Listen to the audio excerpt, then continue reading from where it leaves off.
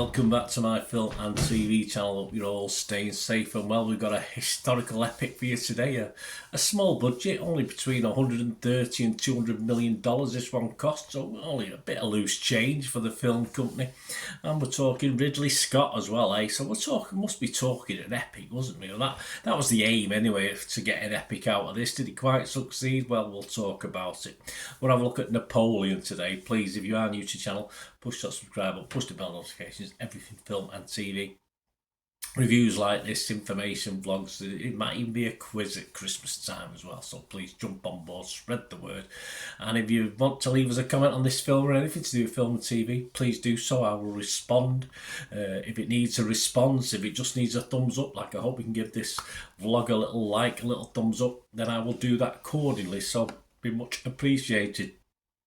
15 certificate, 158 minutes, which I don't mind for an epic like this. You know me and times of films, but I've no qualms whatsoever of a film like this lasting over 2.5 hours. And it's a historical drama film directed and produced, as we said, by Ridley Scott and written by David Scarpa. Of course, it's based on the true story of Napoleon Bonaparte, primarily depicting the French leader's rise to power, as well as relationship with Empress Josephine up to Waterloo and his eventual little jaunt over to the second island, I think, wasn't it? He ended up at. So yeah, it starts when he's a colonel, and obviously. So it doesn't show him as a young lad, but we get it from when he's the French Revolution, around about that time, and the end of that French Revolution, etc. It stars, of course, Joaquin Phoenix as Napoleon and Vanessa Kirby as Josephine, and really that's all that matters in this. There's a lot of other people in it, of course there is, but I think these are the main guys in this, and it centres around those two stars, or certainly centres around Mr. Phoenix, because I think he's hardly ever off the screen. This was released in the US and the United Kingdom on November the 22nd, 2023. And will be streaming on Apple TV Plus at some date in the future. But all these scores and comments I'm going to give you are as at the 27th of November 2023 at 2:30 p.m. UK time.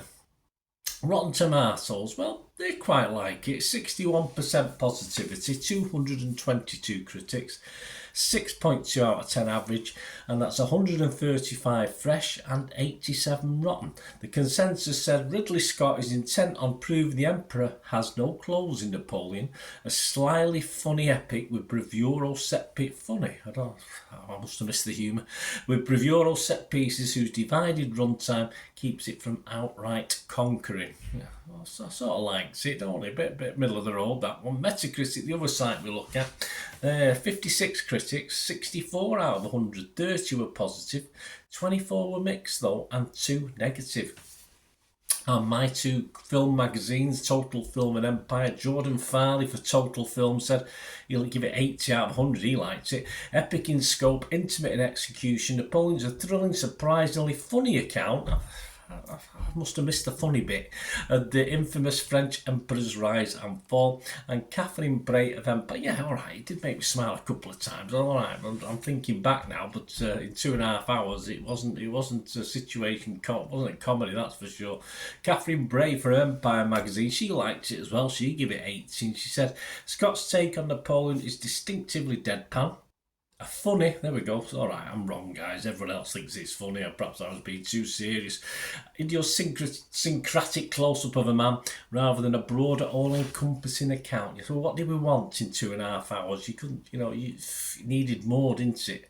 Rotten Tomatoes audience, 60% positivity. That's good, 3.5 out of 5.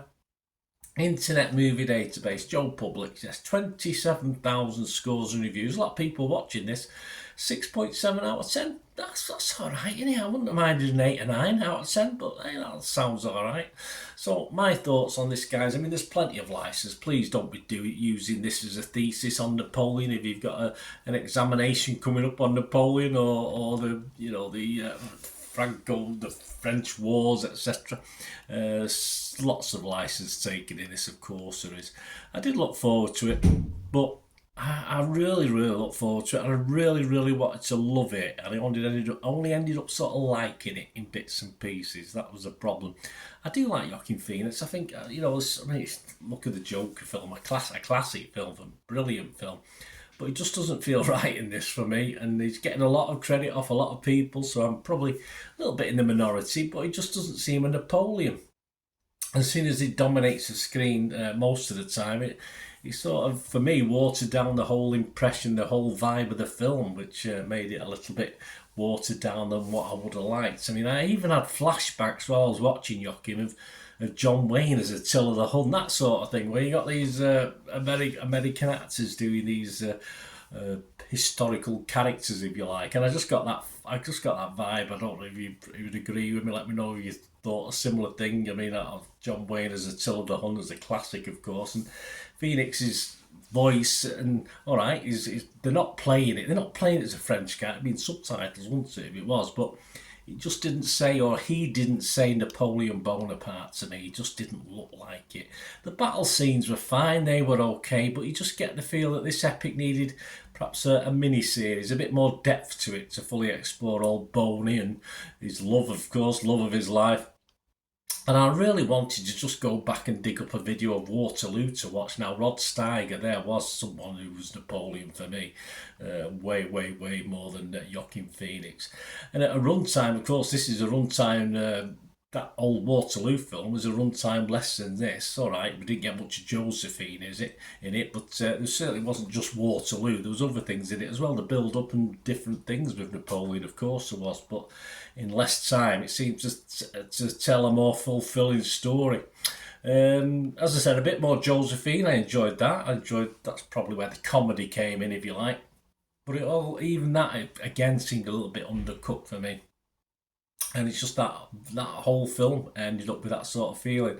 I liked it. I don't think it's one of Ridley Scott's better efforts. As historical war dramas go, it was fine. It was okay. I didn't mind it. I just expect a little bit more from Ridley Scott, and I expect a little bit more power on the screen, a bit more powerful, a bit more grittiness, which I didn't really get from this, which you should have done, obviously, given the substance, given the subject matter, of course. But as I said, I wanted to love it. I sort of liked it. So score-wise, yeah, I wanted to give it an 8, but I'll have to be fresh on it. I'll have to be positive on it. It can't be anything else. I wanted to give it an 8 because I wanted this to be superb. 8, 9 out of 10. But I'm going to give it probably a slightly generous 6.5 out of 10. So I'm not too far out to what other people, Internet Movie Database, etc. are saying, am I, with that? But as I say, a missed opportunity. I wanted so much more. Let me know what you think, guys. Great to hear from you. Till we meet again, well, that's one thing, don't I? Please stay safe, everyone. Bye for now.